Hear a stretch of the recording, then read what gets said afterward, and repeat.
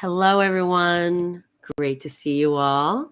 Um, if you have followed us and listened to us and joined us, watched my live last week, we talked about one of the different archetypes of types of creative change agents and design professionals that we tend to work with. And we talked about people who are, high up in their career, people who've been in a singular path for a really long time, someone who's either been in one company for a really long time on the corporate world in HR terms. Sometimes they call this lifer. It's not the right and best terminology for it, but this is one of the things that people would say. And we talked about the challenges for people with that type of career path, whether it's in one industry, one type of expertise, being in a company for a really long time. There's patterns there that the business world doesn't necessarily understand how to wrap their heads around. And we walk through all the different challenges that people might have in that space. Today, I want to talk about a different kind of common talent archetype that we tend to work with. And today, we want to talk about people who are senior designers. It's one of the most common, I think, one of the first challenges, the first stages in someone's career when they start to notice change and challenge with landing new opportunities. A lot of professionals tend to tell us this is the first moment in their career where they're starting to realize where previously it was easier to find new opportunities and land a job, that they're starting to realize that there's less of an incremental growth, or the growth is more incremental, not in the direction of where they want. And we're going to go through this a little bit today. I'm out of order, so let me just go back and so much that I'm just excited to talk about with you that I forgot my intro. And so let me just share with you, for those of you who don't know me, my name is Angela Yeh. I'm the founder of Yeh Ideology, design, recruitment, and talent strategies for employers. Also the founder of our Thrive by Design Masterclass program, which is our career coaching program for creative professionals and creative change agents, people who have unique abilities, so much so that the business world doesn't know how to make sense of you. Excuse me.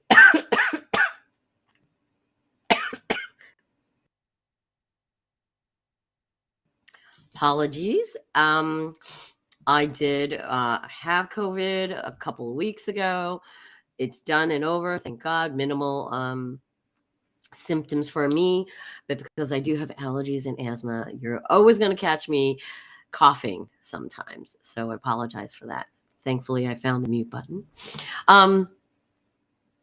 So I wanted to start to break into a lot more of the challenges about this industry. I think that design, strategy, innovation, when I talk about the design industry and design professionals, by the way, we're talking about every possible subcategory in this world, whether it's service design, whether it's user experience, UI, UX, whether it's human factors, whether it's engineering, business development, account management, anybody that is in a very progressive industry, in a highly technically evolved, constantly changing category industry, someone who's pivoting.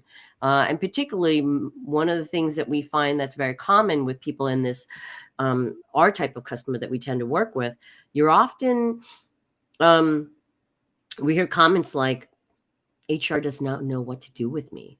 HR doesn't know what box to put me in. Or, I'm always getting opportunities where I've been, but not where I want to move into next. Or sometimes people don't even know what they want to pivot into next, because in this industry of design, strategy, and innovation, this industry, you have to pivot your career more often than most. I mean, I know some people don't like that term pivot, but that is exactly what you're doing every single time you're moving from one job to another. How are you cultivating a unique body of expertise? So, and these are the challenges that a lot of professionals have in this industry. And this is exactly what we do in our program, Thrive by Design, where we help professionals understand how to make sense of what is this expertise, this unique expertise that you're cultivating and developing? How do you make sense of it? And where are the best opportunities for you? So let's go right into today into the senior designer talent archetype.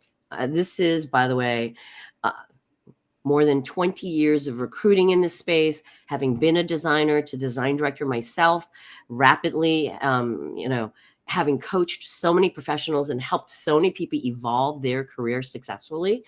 One of the first challenges that we've noticed in this industry is being at that phase of being a mid-level designer to senior, being at that level of being a senior designer and realizing what's next. And there are a lot of people out there that we've met and talked to. Even if you go out and look right now, there are a lot of people who have been in multiple senior designer roles. Senior designer, principal, manager, back down to principal, back to senior, back to manager again. Not sure if anybody listening today, if this is something that you've noticed, whether of other people who've moved through this or not. Some common questions and challenges that people have at this phase. I think that when you get to, first of all, on the other side of let me just talk about what it's like for employers. I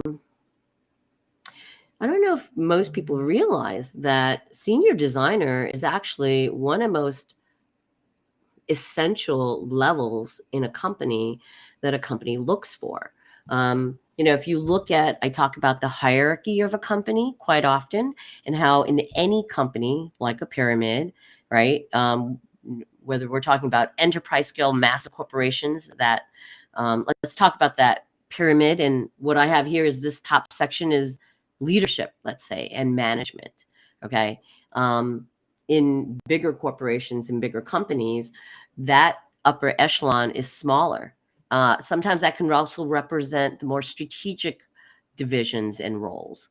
And in smaller companies, maybe this is a larger division of a company. But I think right here, that bar, that ceiling is one of the hardest areas for professionals to move beyond.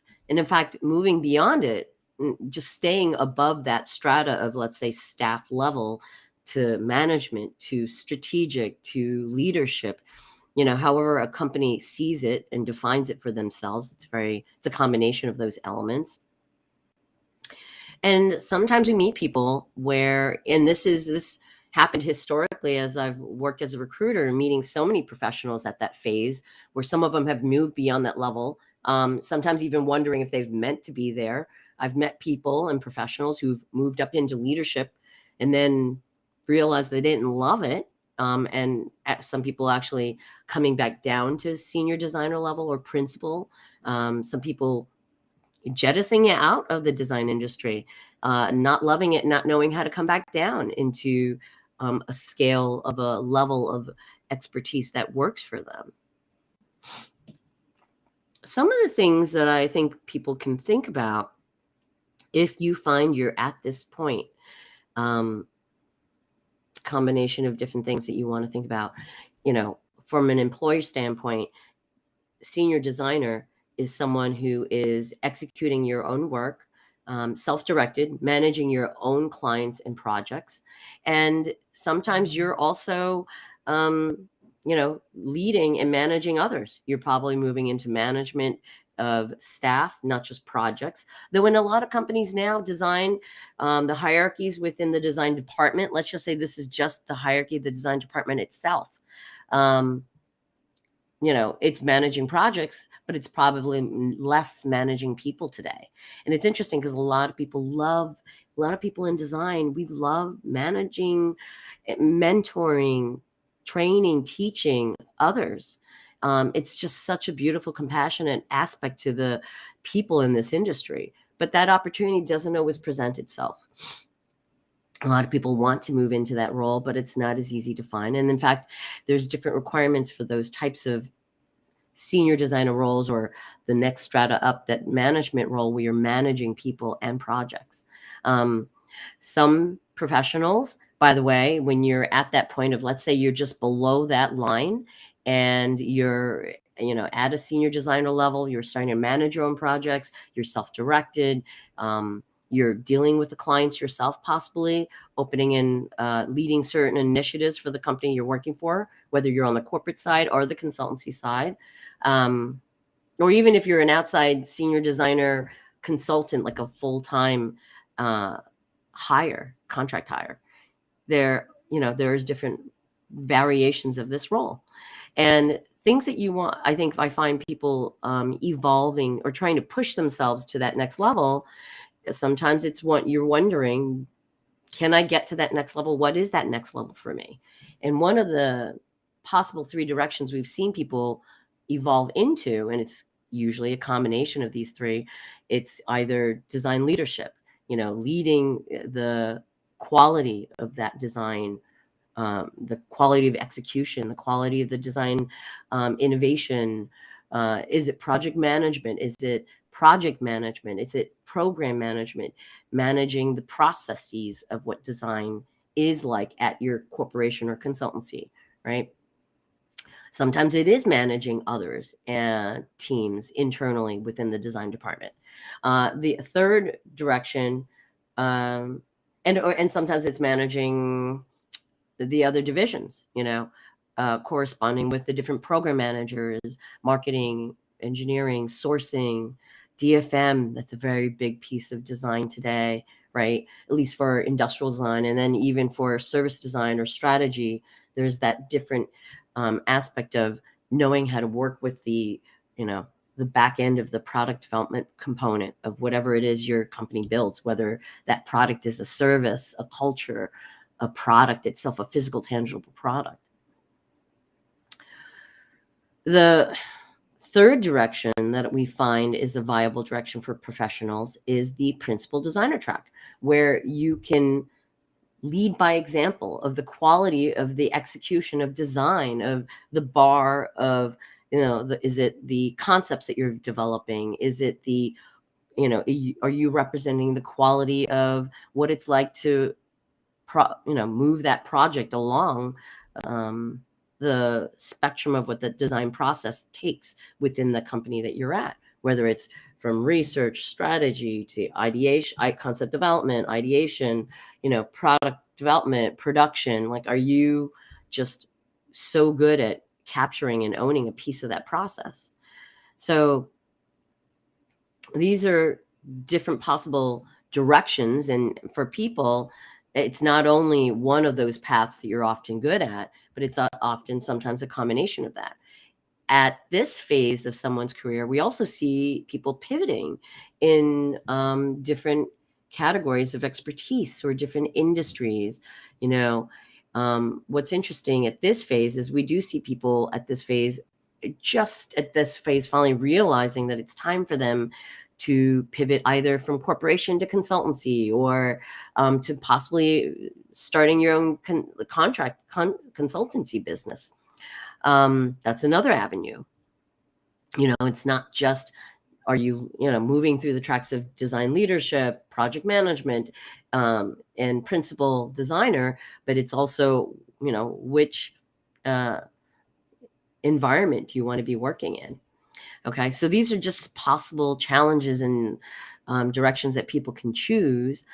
That's not even taking into account whether it's, what aspect of, let's say, strategy work you're doing, or what industry. If you've been working with medical, if you're moving into sports or B2B, or industrial, as in really in business to business industrial industry work, or even nonprofit. I mean, it's interesting. It's fascinating how people can pivot so much today. So one of the challenges we find is this is a highly, pivotal moment in someone's career. How do you know if you're on track? I think one thing that we want to remind you is that evolving your career, it can feel like a circuitous process where Seems like sometimes you're jumping from one industry to another, taking on different kinds of roles, sometimes moving to management and then coming back down. Here's the thing. You want to trust the process. There's a balance of this, letting fate take its course and just kind of seeing what comes to you. But at what point do you realize if you're evolving your career or not? And I think that some common questions that people have asked themselves is this: if you have been at that senior designer ceiling, if you've been trying to evolve the work that you're doing, if you're trying to get seen, if you're trying to apply for opportunities and it's not working, if you have been framing yourself both in conversation, in networking, which I think most of traditional networking doesn't work with design, translating design to business. Even I've worked with people who have been networking, volunteering, having a high social profile in this industry and finding that that still doesn't help them. If that's the case, then there's something else going on in understanding how is your career really meant to evolve? And here's something else. I'm a recruiter. I run a recruitment service as well as a career coaching program. And in fact, Thrive by Design was birthed because as a recruiter, let me just give you some insight to this process. A lot of employers come to recruiters to find someone who's got historical history around a certain expertise that they're looking for. They often come to us and they're looking for someone who's got, X number of years, 10 plus years, 8, plus years in their sector doing what they're doing. And time again, sometimes we do have clients that are progressive enough to be open-minded to see someone from a tangent background. But more often than not, we do find that employers, if you yourself as a design professional looking for a job opportunity or a client, if you're trying to move and progress into a different sector, a different industry, a different strata, it's harder for an employer to see you because they're looking for that tried and true 10, 15 years, maybe not 15 nowadays. That's evolving and changing, for them to understand that relevant, transferable skills that are relevant to what they need.